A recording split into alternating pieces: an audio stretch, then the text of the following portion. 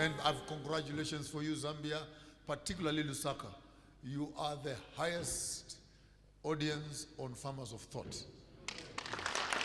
Give yourself a round of applause for that. Give yourself a round of applause. So I genuinely respect you. Of course, South Africa is the biggest, but as a country. But you, in terms of a city, Lusaka has the highest population on the page. And I would have been unfair to start these conversations anywhere else.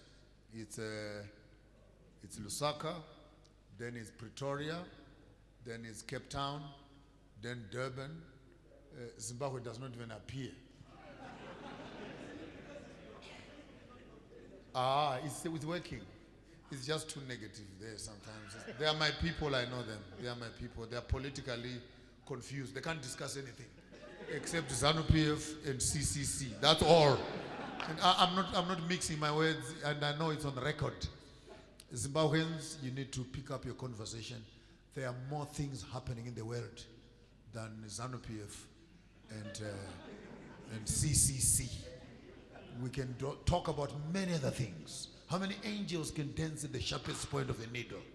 And many other theologies. But having said that, I really appreciate you as Zambia, and sit up straight as we do our final conclusion on the rewiring and rewriting of the African in the 21st century. I'll say them as statements. I think you've swallowed quite a bit, and I'll take it for granted that I could be too laborious in explaining. I'll be very brief, literally on point form. I'll be flying past. Point number one, the global village demands us to bring our culture into the village, or we are going to be swallowed into other cultures. Full stop. Number two, no one is coming to rewire your minds as Africans. They destroyed it. You need to rewire it yourselves. Number three, no one is coming to rewire your brains. No one is coming to unlearn you and re-educate you, reorient you. No one is coming to apologize. That, hey, we were sorry, we were joking. We also did not understand. They are not coming back. They are not coming back to tell you that traditional food is healthier than white food. That your empa and traditional organic seeds, they are not coming back because they're making money out of that. So get it between your heads. Help is not coming. You will need to dust yourselves and refine yourselves. Number three, identify people in your community who are centers of ancestral knowledge. Treasure them. Download their data. Make it available to the next generation. Slowly.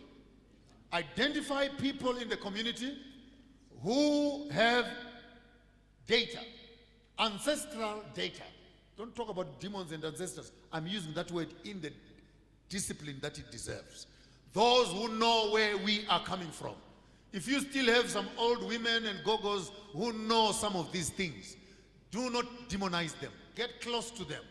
Download the data. Whether you understand it or not, please just harvest it. Harvest it as it is. Another generation will read and understand. Preserve indigenous knowledge. IKS. Preserve indigenous knowledge. Number four, constantly be active in reactivating your ancestral memory. That one needs extrapolation. Ancestral memory speaks of your knowledge of yourself in the previous self. Who are your parents? Because you were in their loins before you were in their arms. Your DNA is from them into you with knowledge, trauma,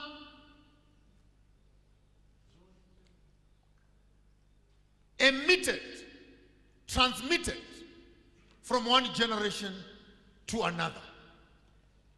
You will do well to reactivate your ancestral memory. You may just discover who you are. And when you know who you are, it will be easier for you to champion a path into what you must become. How do you activate ancestral memory? Ask me the question. Answer. Take off your shoes.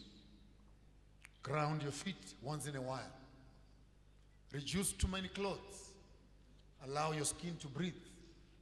Drink organic waters from wells. Eat indigenous foods. Walk the grounds that they walked. Pick to yourself pieces of cloth, memorabilia that belongs to them. Make it part of your living environment. Connect with something. Go back and clean up your grandfather's graves. You are not cleaning for them.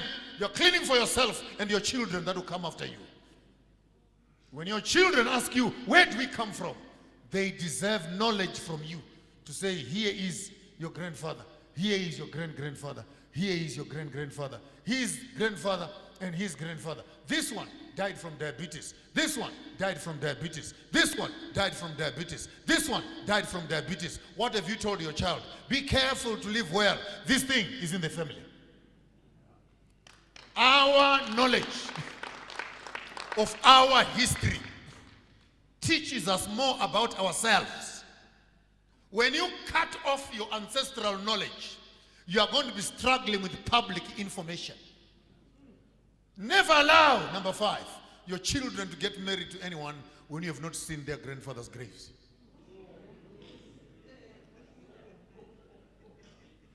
Before you marry my child, I need a graveyard tour. I want to know how many murderers are lying there. I want to know how many thieves are lying there. I want to know the age limits of people that are lying there. And that information is very important for me before I make up my decision. And many of us who get married in discos, it's on, light is on, its light is off. Hey, did you see that one? Did you see that one? Which one? Wait, when the light comes, wait, that one.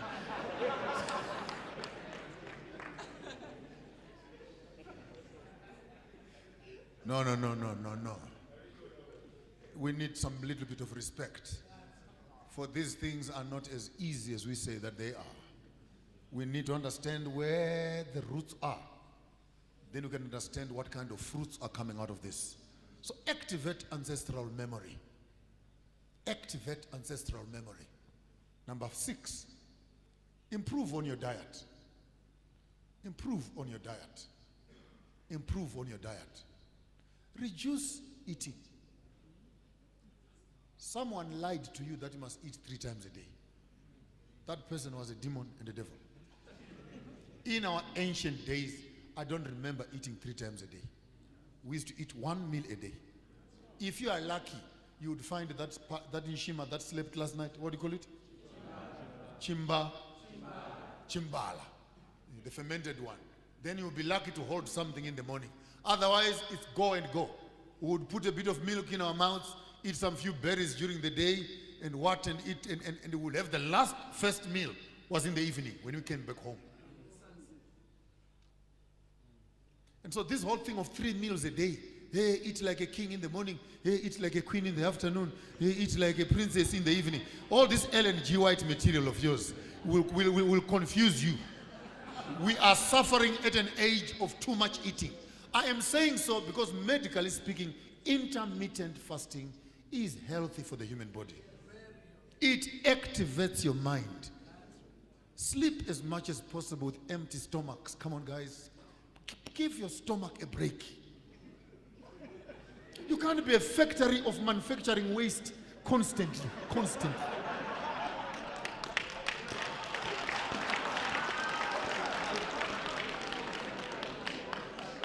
I'm serious. This is not right. This is not right.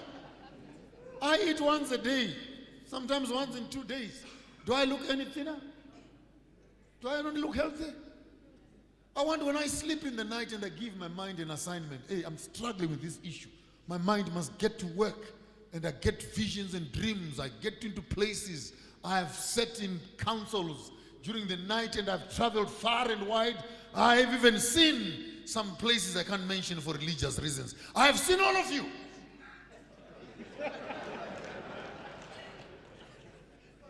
I'm not joking.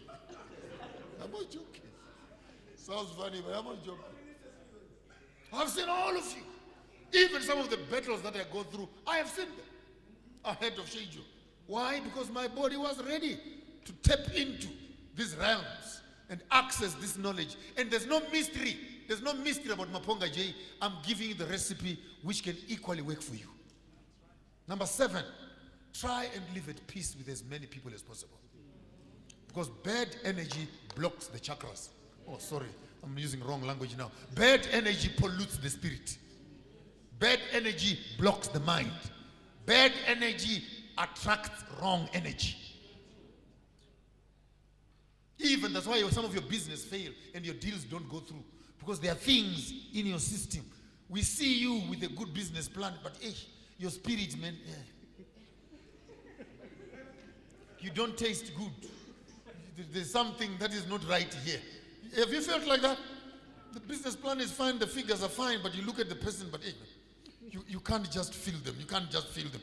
My gut is telling me otherwise. Then you know. Try and live in harmony with all men. Live in harmony with everybody. If I should be a preacher, all men, nothing except love. One credit you must have, it is to love people. Number 8, treat your appetite for power in humility. How do you do that? When you make your money, make some few envelopes. 7 is a good number. Make them 3, 4, but 6, 7 is a good number. Put some little bit of money in each envelope. I'm teaching you a trick now, how to cure your money from disease. Put a little bit of money in each envelope as your heart desires. Find a blind person. Put your envelope. May the Lord open up the eyes of my money. Find a crippled person. Give an envelope. Wherever my transactions are crippled, please can they be stretched out. Find out, wherever it's barren, can you please open the doors? Use the moments of other people's advantages, disadvantages as portals for your advantages. Plug into other people's pain with your blessing and evoke out of them a prayer for you. When they say to you, God bless you, that could be the best prayer you have ever received in your life. Oh, feel like preaching now. Feel like preaching now. I feel like preaching right here. Unlock your potential. Hence, before I started the service, I almost did it right here. But I felt some of you're still in kindergarten and you are not yet ready for the bishop in his mischief. I usually carry my beautiful cup here, which is made out of a cow horn, all the way from Uganda. And I usually put my water in here before I talk, and then I pour it on the ground. I call that a libation. Oh, Fundis, what are you doing? What you are praying for, that's what you must be willing to give away. Elijah is praying for the rain. What was the offering? Buckets of water. Pour them on the offering. Pour the water on the offering. Then after you've poured it on the ground, then call it from the sky.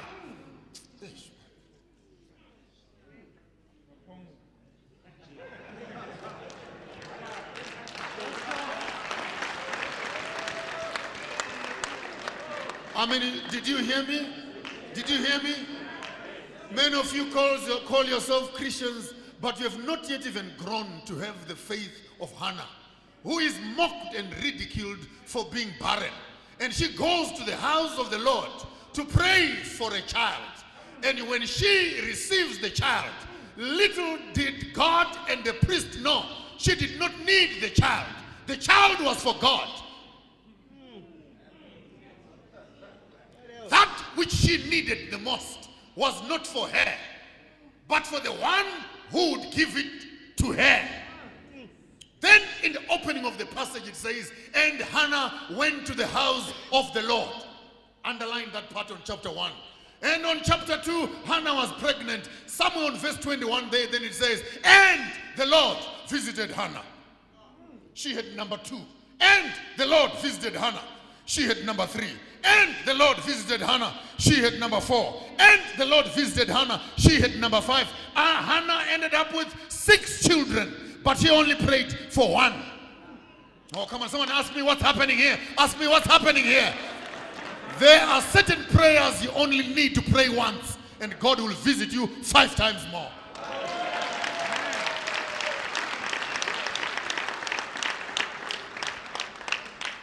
Do the first thing right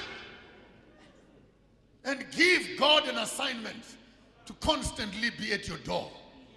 Do you need some more? Do you need some more? Do you need some more? And I think Hannah is the only woman I respect in the Bible. When she was disciplining her children, she had no problem with them. She said, I will send you back where I asked you from.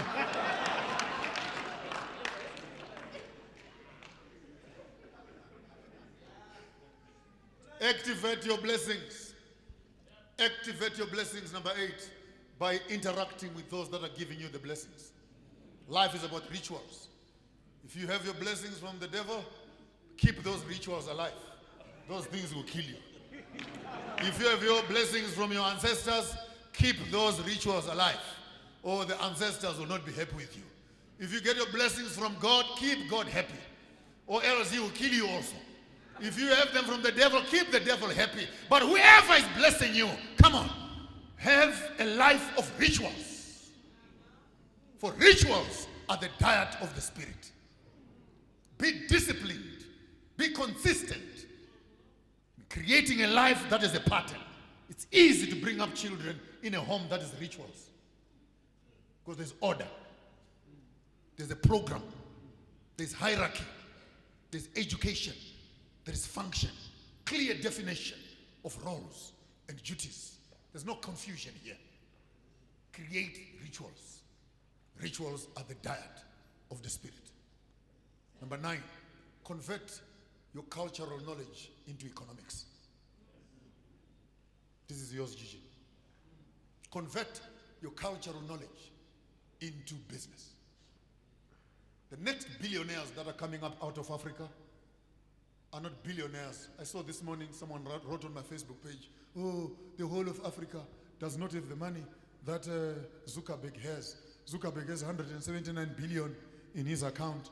The whole of African governments put together, they don't have that kind of money.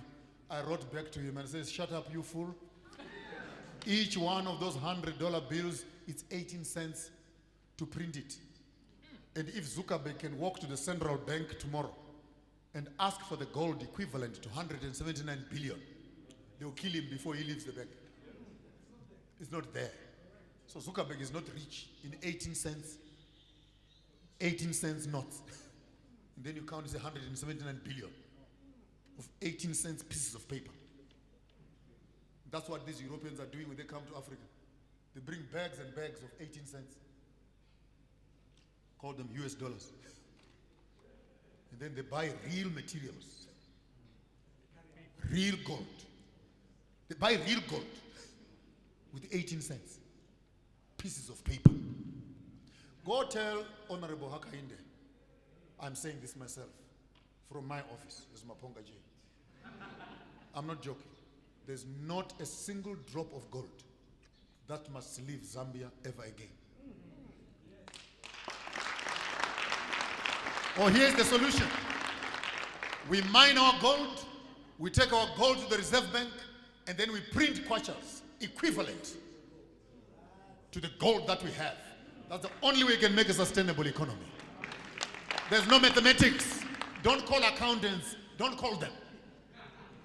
They have failed to date. Now take science from a bushman. Take science from a caveman. Don't promise me and write me promissory notes when what you are promising me is not available.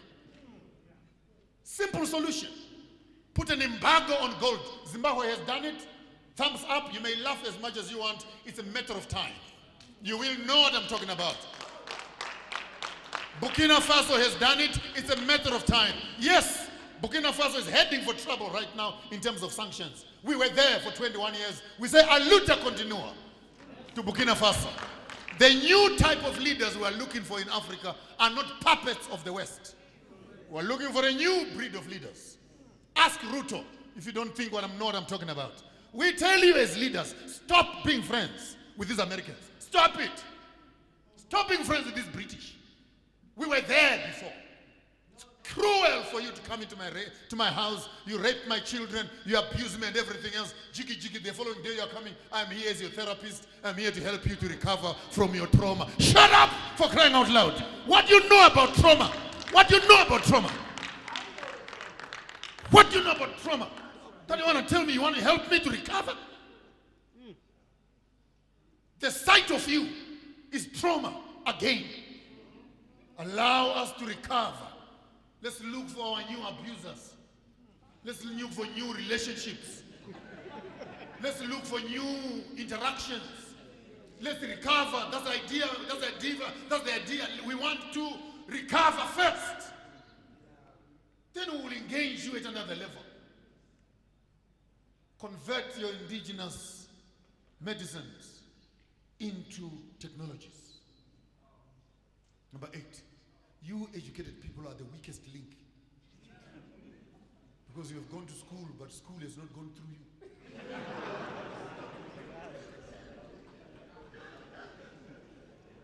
How do you fail to convert your own indigenous knowledge into acceptable, well-packaged, marketed, intellectually registered items that are on the shelves? Come on, guys. Can I give someone a challenge right here? Package Emperor. I'll be your first customer. No, you package Emperor. Put it into those nice King's bottles. Package it. Register it. Intellectually farm it. Package it. Pattern it. And put it on the market. What stops you? The next billionaires will walk back into the village while others are laughing. Maponga is in the caves. He's putting on meth. Maponga is what? He's doing. They don't understand the amount of knowledge that is still available on the ground that has not yet even been tapped into. Hey, Granny, you go home right now. Granny, I have a toothache. Your grandmother, just go behind the house there, pick that small little thing there, hey, bite on it, and the teeth goes off. The teeth goes quiet. And you, educated as you are, it has never dawned on you that your mother is a dentist. I'm asking you. It has never crossed your mind that you are bleeding, your nose, you have nosebleed. And then grandma picks up that cow dung and that cow dung puts it on a piece of stone and says, put your nose here, and you sniff, and it dries up. It never dawned on you that your mother, your grandmother is a doctor. Is a GP, full GP. And all these technologies and sciences are still sitting with our forefathers, our grandmothers, whom we call now our ancestors. No one cares for them. And one by one, they are dying. And as they die, libraries are on fire. Knowledge disappears from one generation to another. There was a generation at a time where our women never used to give birth when they are lying down, only to complain of backaches and etc. Stomachs are cut into pieces. And you look at our grandmothers who knew how to design birth stools. Well, like in the days of Egypt, where every household will have a birth stool. And women would deliver children while they are standing with no side effects, as naturally as possible. All these epidurals and etc. we are going through. Our women would deliver children. And jitenges would be put on their stomachs, and they'll be tied on their stomachs. Tight for 2, 3, 4 weeks until the tummy falls back in. 6 children later, the woman still had her figure on. Now our young girls, 1 child on. You can't tell where is the stomach and where are the legs. Tell me I'm lying. Tell me I'm lying. Hey, I can't have 4 children. I've already cut here and cut here. The last one, they cut here. I can't go further than that. And we look at this thing as if it's being civilized to go under the knife. Man, dogs give birth every other month, 16 children at one go. There's nothing abnormal about giving birth to children. But this generation has been told that pregnancy is a sickness. You even have morning sickness. It's a sickness. It needs to be managed. Older women used to say, I'm pregnant, go and take some soil from a hill there, give her to eat. Some soil from the trees there, give her to eat.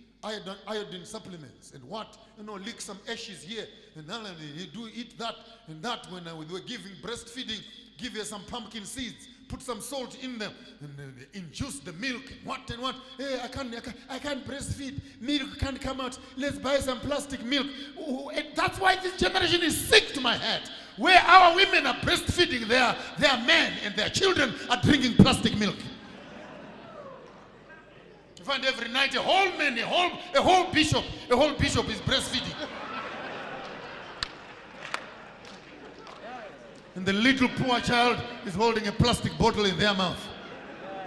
Oh, come on, guys. There must be something wrong with our generation. Something wrong with the humor that it is, but here with the passion and the seriousness that it deserves. It cannot go on like that. It can't go on like this. 22-year-old boy is waking up in the morning to go and pee, and he's peeing on his shoes. 22 years old.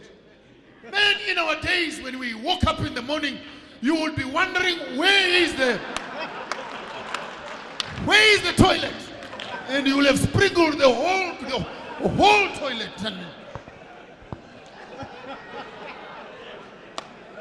And every time on lunch break, they're drinking Coca-Cola. Hey, bring me some Red Bull. Bring him some what? We cannot go on like that.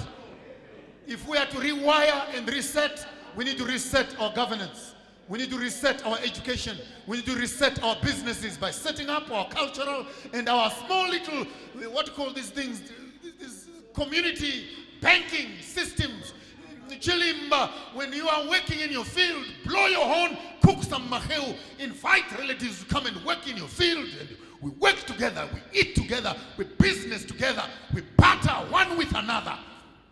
Playing games together, pada, arauruj, kokoko, watwa, fuwa, mathematics, binary, mathematics, traditional games. Some of these games, hey, I'm Manchester, hey, I am Arsenal. This has become a new religion. Stupid soccer, 22 boys who badly need rest, being watched by 60 million people who badly need exercise.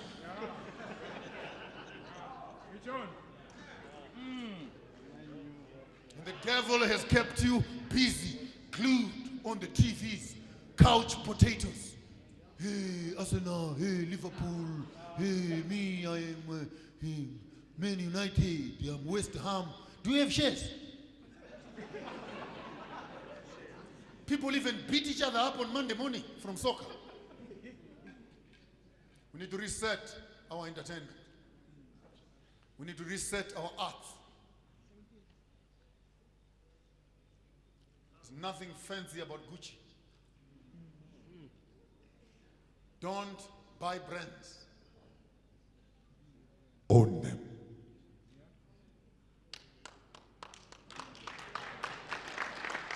Don't buy brands.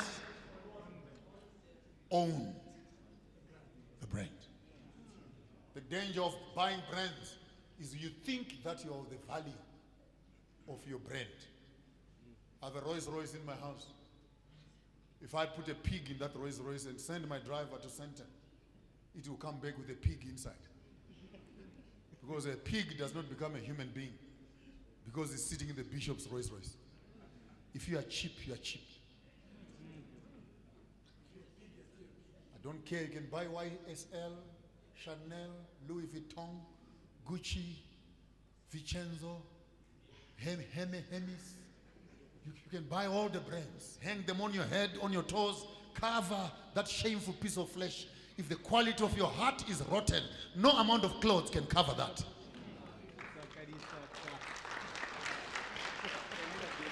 That's number 9. Develop internal resilience as Africans. Develop internal resilience. Create true value, and the true value is found in your identity. And number 10, start working together and let's build a united Africa. The Africa I want Here are my chants. The Africa I want, me. Africa, one passport. The Africa I want, Africa, one government. The Africa I want, Africa, one currency. The Africa I want, Africa, one stock exchange. The Africa I want, one educational curriculum. The Africa I want, one military base, where guns are not pointed at each other, but our borders around Africa are being protected. The Africa I want, I am because we are. We protect each other, not from each other, but from those that are outside of ourselves. The Africa that I want is one national anthem for this continent. Then our children can marry, songs can sound, kudu horns can be heard on every mountainside. We can be meeting on every new moon and every passing of the year. Here we are as one grand people. Because if we are not careful, in the global village where we are going, we will have been slaves twice. Over here and over there. They have an agenda, do you? They have a plan, do you? They have a mission, do you? They are planning for themselves, are you? They are preparing for their slaves, will you be? This is how I want you to think. This is how I want you to feel. This is how I want you to do.